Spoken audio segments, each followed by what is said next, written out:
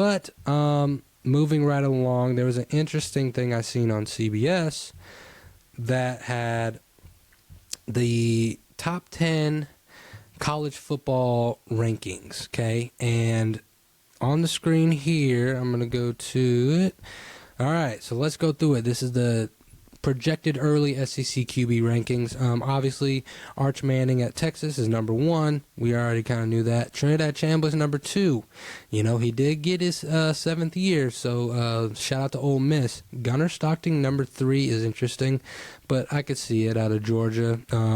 You know, he's a veteran now, and, you know, he is reliable for, you know, Kirby Smart and the Bulldogs. Sam Leavitt at number 4. You know, this is the new quarterback out of Arizona State, Lane Kiffin's new toy. I think that he will be very successful. I think LSU has got a lot of players in the portal and signing day and stuff like that, so he's going to be solid. I agree with him at the top 4.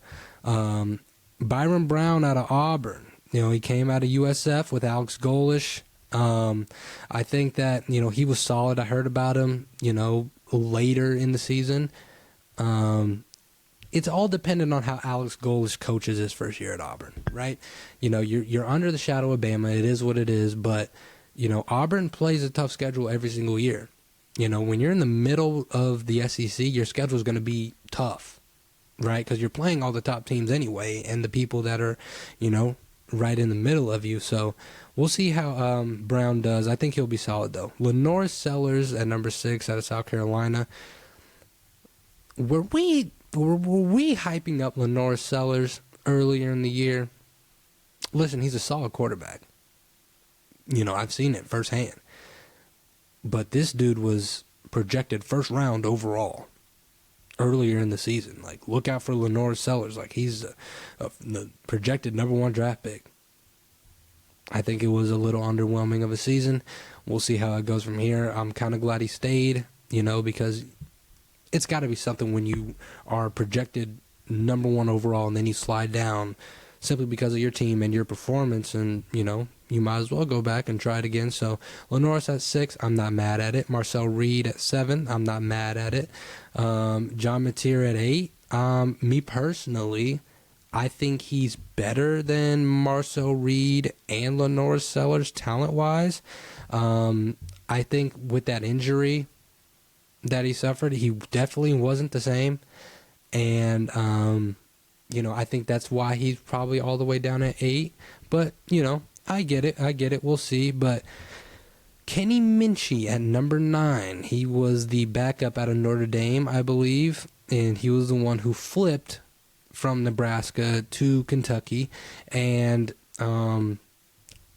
I guess I don't really know much about him. We'll see what happens. But Kentucky overall, that's a sleeper team to look out for in the SEC.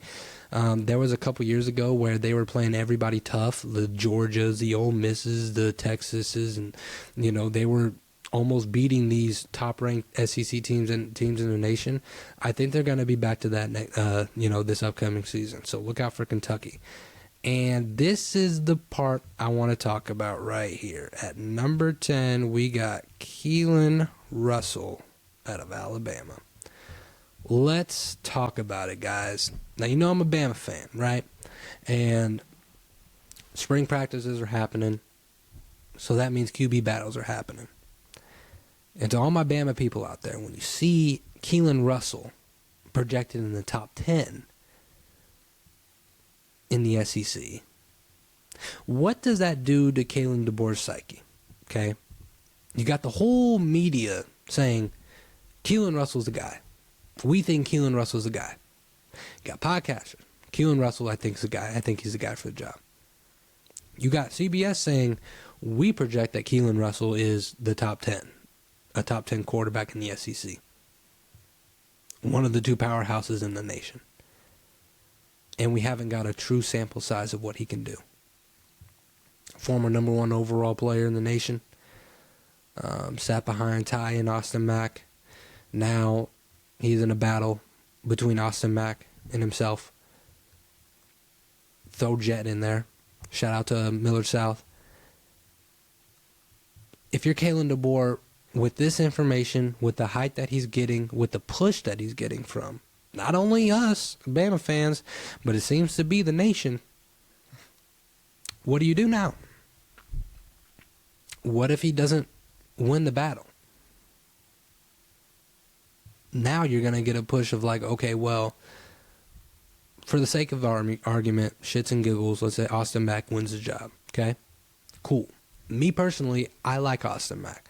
I think Mack he has the necessary build of a quarterback that you need. Tall, big, can throw, super smart, been in the system for, a few years now. The first 2 games don't go good. The first 3 games don't go good. If you throw in Keelon Russell, now your thing is like, okay, well, we just wasted 3 games. God forbid we have a loss or 2 losses to start the season. Now the hot seat gets even hotter. It's hot right now. I'm telling you right now, 9-3, Kalen DeBoer's out of there. I hate to break it to you. 9-3 or under, Kalen DeBoer's out of there. That's just how it's going to be. Is it fair? No, but this is what college football is today. It isn't just Bama anymore. Everybody's doing it. 9-3 and you don't make the playoffs, you're done for. I'm telling you that right now.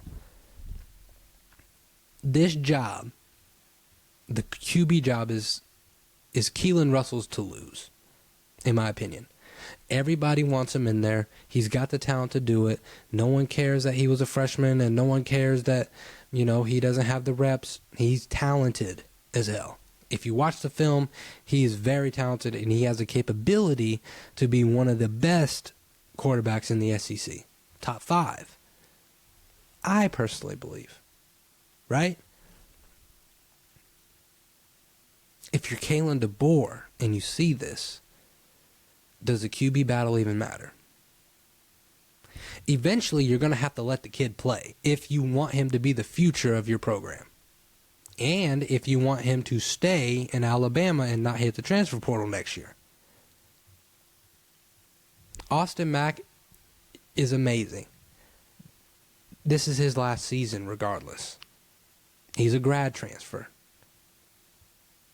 Keelon Russell has years to be in this program. Everybody wants him.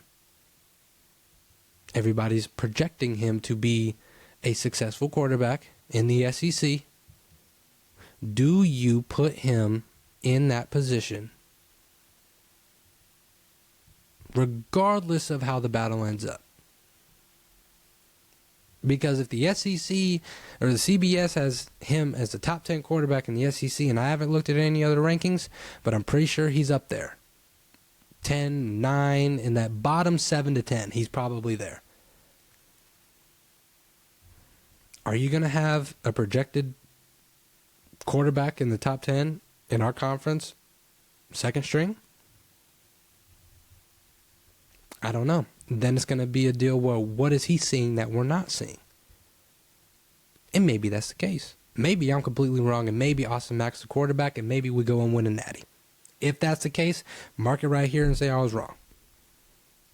But I personally think Keelon Russell's the guy. I think everybody knows that. I think everybody wants that. We want to see what this kid can do. And this isn't a Ty Simpson situation. Ty sat for years. He waited his turn, and he finally got it. And then when the battle happened, it was undeniable that Ty was the guy. Now this one's a little closer.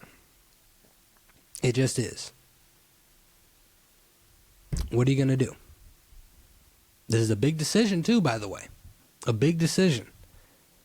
And let me tell you something. I know my team better than anybody else. 9-3, he's done. He's done.